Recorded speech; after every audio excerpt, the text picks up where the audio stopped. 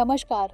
दृष्टि आईएएस के today history के प्रोग्राम में आपका स्वागत है। सबसे पहले पिछले सेशन का रिकैप देखते हैं। पहला प्रश्न था, हम्पी के संदर्भ में निम्नलिखित कथनों पर विचार कीजिए। पहला, यह दुनिया का सबसे बड़ा ओपन एयर संग्रहालय है। दूसरा, यह केरल में तुंगभद्रा बेसिन में स्थित है। तीसरा, इसकी स्थापना 1336 में हरिहर और बुक्का ने की थी। उपर्युक्त में से कौन सा या से कथन सही है या फिर है? इसका सही जवाब था केवल 1 और 3। अगला प्रश्न था, निम्नलिखित कथनों पर विचार कीजिए। पहला, अफगानिस्तान एकमात्र ऐसा देश है जहां वाइल्ड पोलियो वायरस टाइप 1 फैल रहा है। दूसरा, विश्व स्वास्थ्य संगठन यानी WHO द्वारा 2014 में भारत को पोलियो मुक्त प्रमाणीकरण प्राप्त हुआ। उपर्युक्त में से कौन सा या से कथन सही है या फिर है? इसका सही जवाब था केवल 2। अगला प्रश्न था, निम्नलिखित कथनों पर विचार कीजिए। पहला, विश्व संस्कृत दिवस प्रतिवर्ष 22 अगस्त को मनाया जाता है। दूसरा, संस्कृत सर्वाधिक कंप्यूटर फ्रेंडली भाषा है। तीसरा, संस्कृत शास्त्रीय और 8वीं अनुसूची में शामिल भाषा है। उपर्युक्त में से कौन सा या से कथन सही है या फिर है? इसका सही जवाब था केवल 2 और 3। अगला प्रश्न था, प्रधानमंत्री किसान ऊर्जा सुरक्षा और उत्थान महाभियान यानी PM कुसुम योजना के संदर्भ में निम्नलिखित कथनों पर विचार कीजिए। पहला, इसके तहत सौर कृषि वाटर पंपों और मौजूदा ग्रिड से जुड़े कृषि पंपों के सोलराइजेशन के प्रावधान किए गए हैं। दूसरा, यह योजना बिजली की कृषि खपत पर डिस्कॉम्स के सब्सिडी के बोझ को कम कर सकती है। तीसरा, कृषि और किसान कल्याण मंत्रालय इस योजना का नोडल मंत्रालय है। उपर्युक्त में से कौन सा या से कथन सही है या फिर है? इसका सही जवाब था केवल 1 और 2। अगला प्रश्न था, निम्नलिखित कथनों पर विचार कीजिए। पहला, मधुरकठी चटाई मुख्य रूप से महिष्य जाति के बुनकरों द्वारा और खास तौर पर महिलाओं द्वारा बुनी जाती है। दूसरा, भारतीय पेटेंट कार्यालय ने मधुरकाठी चटाई के लिए पश्चिम बंगाल सरकार को भौगोलिक संकेतक यानी GI टैग प्रदान किया है। उपर्युक्त में से कौन सा या से कथन गलत है या फिर है? इसका सही जवाब था ना तो 1 और ना ही 2।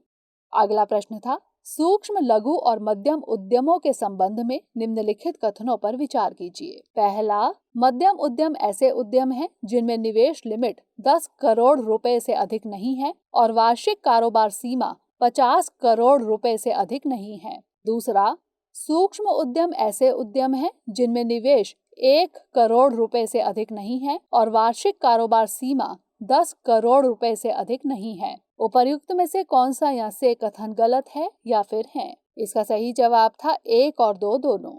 अगला प्रश्न था, सामाजिक आर्थिक जाति जनगणना के संबंध में निम्नलिखित कथनों पर विचार कीजिए। पहला, स्वतंत्र भारत में 1951 से 2011 तक की प्रत्येक जनगणना में अनुसूचित जातियों और अनुसूचित जनजातियों के आंकड़े प्रकाशित किए गए हैं, लेकिन अन्य जातियों पर नहीं। दूसरा, इससे पहले 1931 तक की हर जनगणना में जाति के आंकड़े शामिल थे। उपर्युक्त में से कौन सा या से कथन सही है या फिर है? इसका सही जवाब था 1 और 2 दोनों। अगला प्रश्न था, मालाबार अभ्यास के संबंध में निम्नलिखित कथनों पर विचार कीजिए। पहला, यह भारत, जापान और संयुक्त राज्य अमेरिका की नौसेनाओं के बीच एक वार्षिक त्रिपक्षीय नौसैनिक अभ्यास है जो हिंद महासागर और प्रशांत महासागर में बारी बारी से आयोजित किया जाता है। दूसरा, यह अभ्यास 1992 में भारत और संयुक्त राज्य अमेरिका के बीच एक द्विपक्षीय नौसैनिक अभ्यास के रूप में शुरू हुआ और 2015 में जापान के शामिल होने के साथ ही त्रिपक्षीय प्रारूप में आयोजित किया जाने लगा। तीसरा, यह क्वाड समूह की औपचारिक ग्रुपिंग का एक हिस्सा है। उपर्युक्त में से कौन सा या से कथन सही है या फिर है? इसका सही जवाब था केवल 1 और 2। अगला प्रश्न था, भूकंपों के मापन के संबंध में निम्नलिखित कथनों पर विचार कीजिए। पहला, मैग्नीट्यूड स्केल को मर्केली स्केल के रूप में जाना जाता है। यह स्केल भूकंप के दौरान जारी हुई ऊर्जा से संबंधित है, जिसे पूर्ण संख्या 0 से 10 में दर्शाया जाता है। दूसरा, तीव्रता स्केल या रिक्टर स्केल घटना से होने वाली विजिबल क्षति की गणना करता है। तीव्रता स्केल की रेंज 1 से 12 तक है। तीसरा, सीस्मोग्राफ का कार्य जिगजैग ट्रेस रिकॉर्ड करना है। यह उपकरण जमीन के दोलनों के अलग अलग आयाम को दर्शाता है। उपर्युक्त में से कौन से कथन गलत हैं? इसका सही जवाब था केवल 1 और 2। अंतिम प्रश्न था, नेशनल मोनेटाइजेशन पाइपलाइन यानी NMP के संबंध में निम्नलिखित कथनों पर विचार कीजिए। पहला, इसमें केंद्र सरकार की ब्राउनफील्ड इंफ्रास्ट्रक्चर संपत्तियों की 4 साल की पाइपलाइन शामिल है। दूसरा, NMP सरकार की परिसंपत्ति मोनेटाइजेशन पहल के लिए एक मीडियम टर्म रोड मैप के रूप में भी काम करेगा। उपर्युक्त में से कौन सा यहाँ से कथन सही है या फिर है? इसका सही जवाब था 1 और 2 दोनों। शुरुआत करते हैं आज के सेशन की। सबसे पहले देखेंगे अभ्यास प्रश्न। निम्नलिखित कथनों पर विचार कीजिए। पहला, national thermal power corporation limited यानी NTPC लिमिटेड विद्युत मंत्रालय के तहत एक केंद्रीय सार्वजनिक क्षेत्र का उपक्रम यानी PSU है। दूसरा, NTPC लिमिटेड 2010 में महारत्न कंपनी बन गई। तीसरा, भारत में केवल नवरत्न का दर्जा प्राप्त PSU कंपनी ही महारत्न कंपनी बन सकती है। उपर्युक्त में से कौन सा यहाँ से कथन सही है या फिर है? केवल 1, केवल 1 और 2, केवल 2 और 3 या फिर 1, 2 और 3? इसका सही जवाब है ऑप्शन डी, 1, 2 और 3, यानी सभी कथन सही हैं।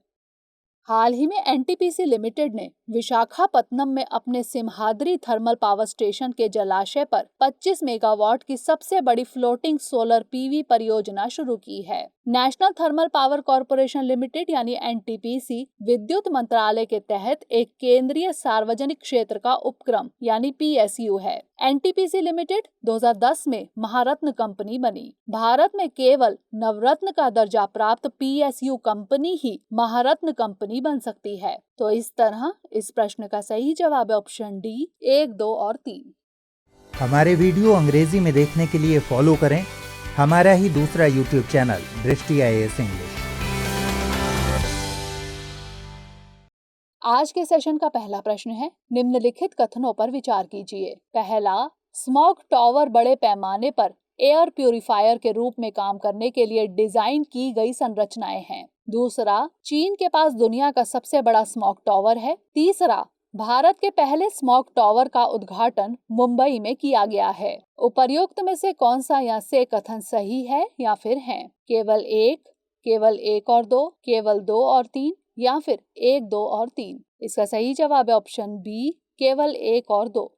स्मॉग के मौसम से पहले दिल्ली में वायु प्रदूषण से निपटने के लिए स्मॉग टॉवर स्थापित किया गया है। स्मॉग टॉवर बड़े पैमाने पर एयर प्यूरिफायर के रूप में काम करने के लिए डिजाइन की गई संरचनाएं हैं। चीन के पास दुनिया का सबसे बड़ा स्मॉग टॉवर है। चीन ने टॉवर के आसपास के 6 वर्ग किलोमीटर के क्षेत्र में PM2.5 को 19% तक कम कर दिया है। भारत के पहले स्मॉग टॉवर का उद्घाटन दिल्ली में किया गया है। तो इस तरह इस प्रश्न का सही जवाब है ऑप्शन बी, केवल 1 और 2। अगला प्रश्न है, निम्नलिखित कथनों पर विचार कीजिए। पहला, शहरी सहकारी बैंक यानी UCB केवल आंशिक रूप से RBI द्वारा विनियमित होते हैं। दूसरा, शहरी सहकारी बैंकों के शेयर धारकों और उधारकर्ताओं के बीच कोई स्पष्ट अंतर नहीं है, जिसका अर्थ है कि उधारकर्ता शेयर धारक के रूप में 2 भूमिका में हो सकते हैं। उपर्युक्त में से कौन सा यहाँ से कथन सही है या फिर है? केवल 1, केवल 2, 1 और 2 दोनों या फिर ना तो 1 और ना ही 2? इसका सही जवाब है ऑप्शन सी, 1 और 2 दोनों, यानी दोनों कथन सही हैं। हाल ही में रिजर्व बैंक द्वारा नियुक्त पैनल ने शहरी सहकारी बैंकों यानी UCB के लिए एक 4 स्तरीय संरचना का सुझाव दिया है। समिति ने कहा कि शहरी सहकारी बैंकों को 4 श्रेणियों में विभाजित किया जा सकता है। टियर 1 100 करोड़ रुपए तक की जमा राशि के साथ, टियर 2 100 करोड़ रुपए से 1000 करोड़ रुपए के बीच जमा के साथ, टियर 3 1000 करोड़ रुपए से 10,000 करोड़ रुपए के बीच जमा के साथ, टियर 4 10,000 करोड़ रुपए से अधिक की जमा राशि के साथ। वाणिज्यिक बैंकों के विपरीत शहरी सहकारी बैंक केवल आंशिक रूप से RBI द्वारा विनियमित होते हैं। इनके बैंकिंग कार्यों को RBI नियंत्रित करता है। RBI इनके लिए पूंजी पर्याप्तता, जोखिम नियंत्रण और उधार मानदंड निर्धारित करता है। हालांकि संकट के मामले में इनका प्रबंधन और समाधान राज्य या केंद्र सरकार के तहत सहकारी समितियों के रजिस्ट्रार द्वारा नियंत्रित किया जाता है। शहरी सहकारी बैंकों के शेयर धारकों और उधारकर्ताओं के बीच कोई स्पष्ट अंतर नहीं है, जिसका अर्थ है कि उधारकर्ता शेयर धारक के रूप में दो भूमिका में हो सकते हैं। तो इस तरह इस प्रश्न का सही जवाब है ऑप्शन सी, 1 और 2 दोनों। अगला प्रश्न है, निम्नलिखित कथनों पर विचार कीजिए। पहला, द्रविड़ भाषाएं केवल भारत और श्रीलंका में बोली जाती है। दूसरा, कुरुख जनजाति आंध्र प्रदेश की द्रविड़ भाषी अनुसूचित जनजाति है। उपर्युक्त में से कौन सा या से कथन सही है या फिर है? केवल 1, केवल 2, 1 और 2 दोनों, या फिर ना तो 1 और ना ही 2। इसका सही जवाब है ऑप्शन डी, ना तो 1 और ना ही 2। एक नए शोध पत्र में सिंधु घाटी सभ्यता यानी IVC की भाषाई संस्कृति पर जानकारी दी गई है। द्रविड़ भाषा परिवार में लगभग 70 भाषाएं शामिल हैं। ये भाषाएं मुख्य रूप से दक्षिण एशिया में बोली जाती हैं। ये भाषाएं भारत, पाकिस्तान और श्रीलंका में 215 मिलियन से अधिक लोगों द्वारा बोली जाती है। कई अनुसूचित जनजातियां भी द्रविड़ भाषी है, जैसे पूर्वी भारत में कुरुख और मध्य भारत में गोंड जनजाति। कुरुख, जिसे उरांव भी कहा जाता है, एक द्रविड़ जातीय समूह है जो झारखंड, पश्चिम बंगाल, ओडिशा और छत्तीसगढ़ में निवास करता है। तो इस तरह इस प्रश्न का सही जवाब है ऑप्शन डी, ना तो 1 और ना ही 2। अगला प्रश्न है, निम्नलिखित कथनों पर विचार कीजिए। पहला, भारत में वैकल्पिक निवेश कोष यानी AIF को भारतीय प्रतिभूति और विनिमय बोर्ड विनियम 2012 के विनियम 2(1)B में परिभाषित किया गया है। दूसरा, निवेश के पारंपरिक रूपों के विकल्प को वैकल्पिक निवेश के रूप में वर्गीकृत किया जाता है। उपर्युक्त में से कौन सा या से कथन गलत है या फिर है? केवल 1, केवल 2, 1 और 2 दोनों, या फिर ना तो 1 और ना ही 2। इसका सही जवाब है ऑप्शन डी, ना तो 1 और ना ही 2। हाल ही में वित्त मंत्रालय ने निर्यात को बढ़ावा देने के उद्देश्य से सूक्ष्म, लघु और मध्यम उद्यमों यानी MSME को ऋण और इक्विटी फंडिंग की सुविधा देने के लिए उभरते सितारे वैकल्पिक निवेश कोष यानी alternative investment fund AIF launch किया है। निवेश के पारंपरिक रूपों के विकल्प को वैकल्पिक निवेश के रूप में वर्गीकृत किया जाता है। भारत में AIF को भारतीय प्रतिभूति और विनिमय बोर्ड वैकल्पिक निवेश निधि विनियम 2012 के विनियम 2(1)B में परिभाषित किया गया है। तो इस तरह इस प्रश्न का सही जवाब है ऑप्शन डी, ना तो 1 और ना ही 2।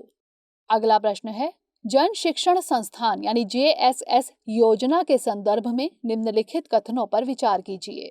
पहला, इस योजना का उद्देश्य न्यूनतम लागत और बुनियादी ढांचे के साथ लाभार्थियों के घरों पर व्यावसायिक कौशल प्रशिक्षण प्रदान करना है। दूसरा, इसे भारत सरकार के 100% अनुदान के साथ गैर सरकारी संगठनों के माध्यम से कार्यान्वित किया जाता है। उपर्युक्त में से कौन सा या से कथन सही है या फिर है? केवल 1, केवल 2, 1 और 2 दोनों, या फिर ना तो 1 और ना ही 2।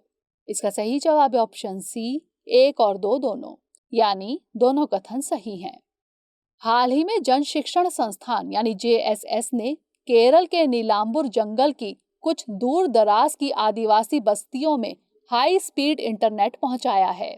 JSS के तहत न्यूनतम लागत और बुनियादी ढांचे के साथ लाभार्थियों के घरों पर व्यावसायिक कौशल प्रशिक्षण कार्यक्रम संचालित किए जा रहे हैं। इसके माध्यम से व्यावसायिक कौशल प्रदान करने के साथ साथ जीवन कौशल का भी प्रशिक्षण दिया जा रहा है, जो लाभार्थी के दैनिक जीवन में लाभकारी सिद्ध हो रहा है। आपको बता दें कि इसकी प्राथमिकता में महिलाएं, अनुसूचित जाति, अनुसूचित जनजाति, अल्पसंख्यक और समाज के अन्य पिछड़े वर्ग के लोग शामिल हैं। इस योजना को भारत सरकार से 100% अनुदान के साथ गैर सरकारी संगठनों के माध्यम से कार्यान्वित किया जाता है।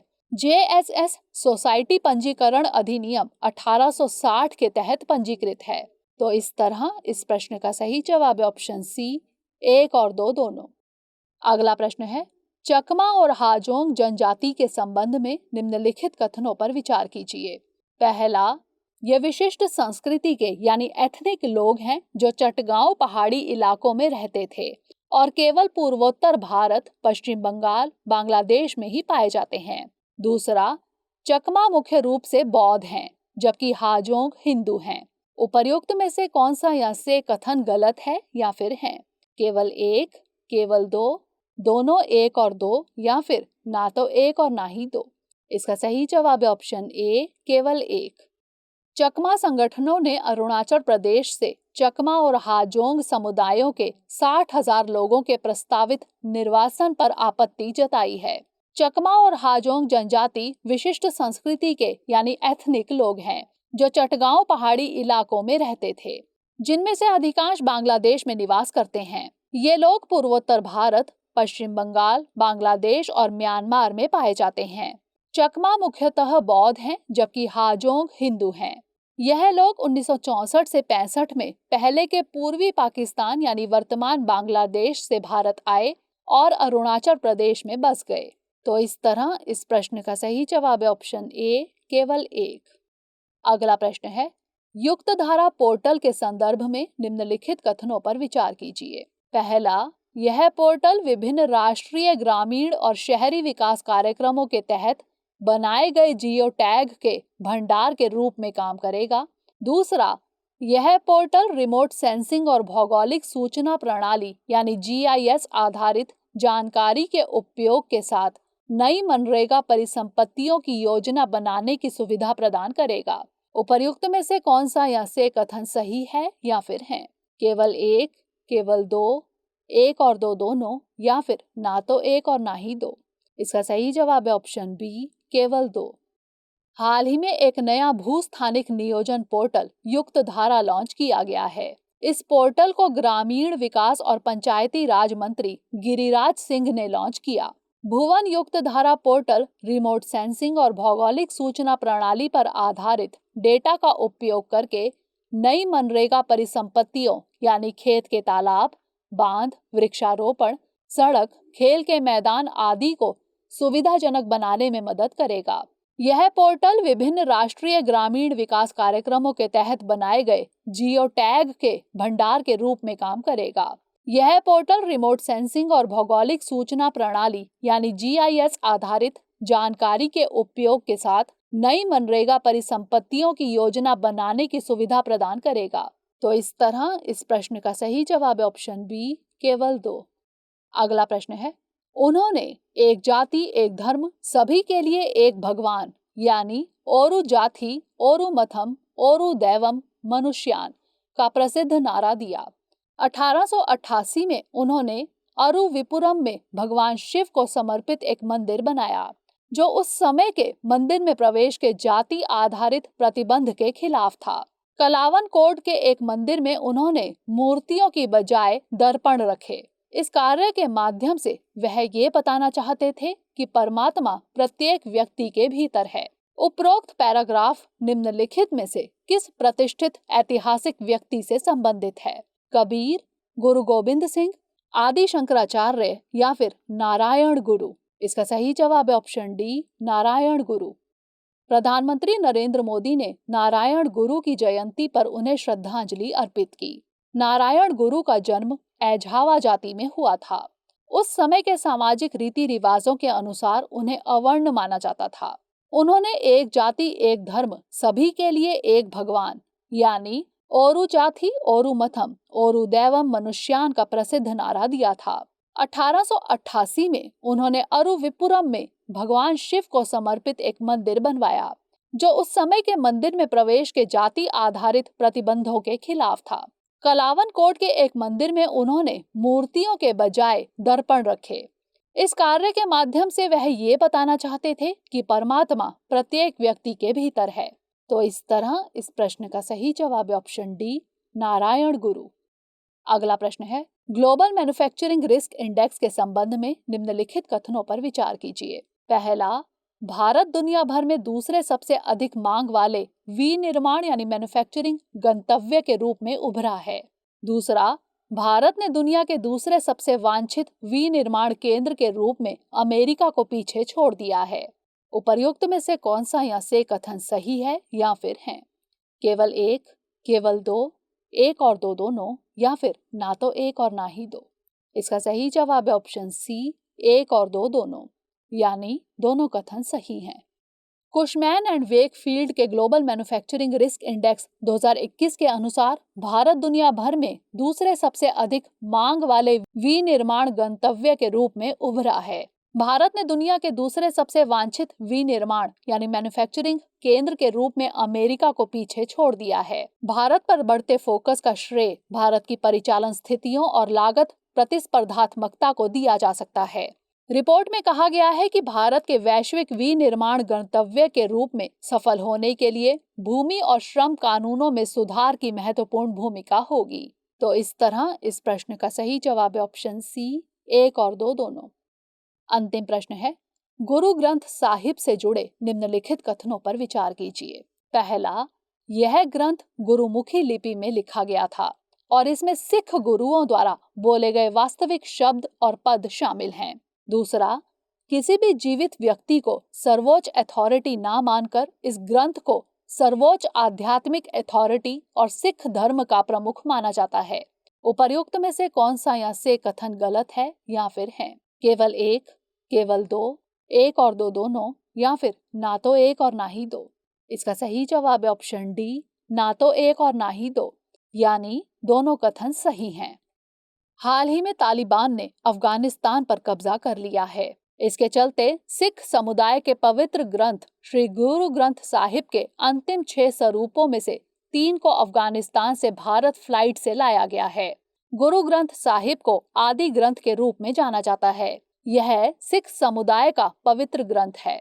इसे गुरुमुखी लिपि में लिखा गया था और इसमें सिख गुरुओं द्वारा बोले गए वास्तविक शब्द और पद शामिल हैं। किसी भी जीवित व्यक्ति को सर्वोच्च अथॉरिटी ना मानकर इस ग्रंथ को सर्वोच्च आध्यात्मिक अथॉरिटी और सिख धर्म का प्रमुख माना जाता है। तो इस तरह इस प्रश्न का सही जवाब है ऑप्शन डी, ना तो 1 और ना ही 2। अब नोट कर लेते हैं आज का अभ्यास प्रश्न। निम्न में से किसे हीट वेव के प्रभाव के रूप में वर्गीकृत किया जा सकता है? पहला, श्रमिकों की उत्पादकता में कमी।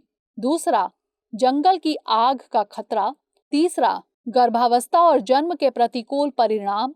चौथा, मानसिक स्वास्थ्य से जुड़े मामले। नीचे दिए गए कूट का प्रयोग कर सही उत्तर चुनिए। केवल 1, केवल 1 और 2, केवल 2 और 3, या फिर 1, 2, 3 और 4। इसका उत्तर हमें कमेंट सेक्शन में जरूर भेजिएगा। अगले सेशन में नए प्रश्नों के साथ मिलेंगे। तब तक के लिए पढ़ते रहिए एंड स्टे मोटिवेटेड।